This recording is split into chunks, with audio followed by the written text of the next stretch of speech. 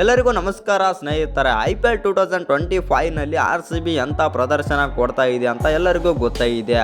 ಈಗಾಗಲೇ RCB ತಂಡ almost all ಆಗಿ ಪ್ಲೇ ಆಫ್ ಹಂತಕ್ಕೆ ಬಂದಿದೆ ಅಂತಲೇ ಹೇಳ್ಬೋದು.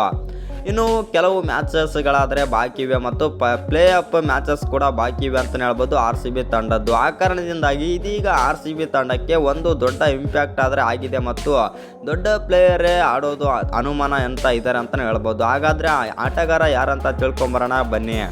ಅದಕ್ಕಿಂತ ಮುಂಚೆ ನೀವೇನಾದರೂ ಚಾನಲ್ಗೆ ಸಬ್ಸ್ಕ್ರೈಬ್ ಮಾಡ್ಕೊಳ್ಳೋದು ಹಾಗೆ ನೋಡ್ತೀರಾ, ಸಬ್ಸ್ಕ್ರೈಬ್ ಮಾಡಿಕೊಂಡು ಬೆಲ್ ಐಕನನ್ನು ಆಲ್ ಇಟ್ಕೊಳ್ಳಿ. ಹಾಗೆ ವಿಡಿಯೋಗೊಂದು ಲೈಕ್ ಕೊಡೋದು ಕೂಡ ಮರಿಬೇಡಿ. ಇನ್ನು ನಿಮಗೆಲ್ಲ ಗೊತ್ತಿರ್ಬೋದು, ಇಂಡಿಯಾ ವರ್ಸಸ್ ಪಾಕಿಸ್ತಾನ ವಾರ್ ನಡುವೆ ಕೆಲ ವಿದೇಶಿ ಆಟಗಾರರು ತಮ್ಮ ದೇಶಗಳಿಗೆ ತೆರಳಿದ್ರು ಅಂತಲೇ ಹೇಳ್ಬೋದು. ಆ ಕಾರಣದಿಂದಾಗಿ ಜಾಸ್ ಹೇಜಲ್ವುಡ್ ಕೂಡ ಆಸ್ಟ್ರೇಲಿಯಾಗಾದರೆ ಹಿಂತಿರುಗಿದ್ದರು.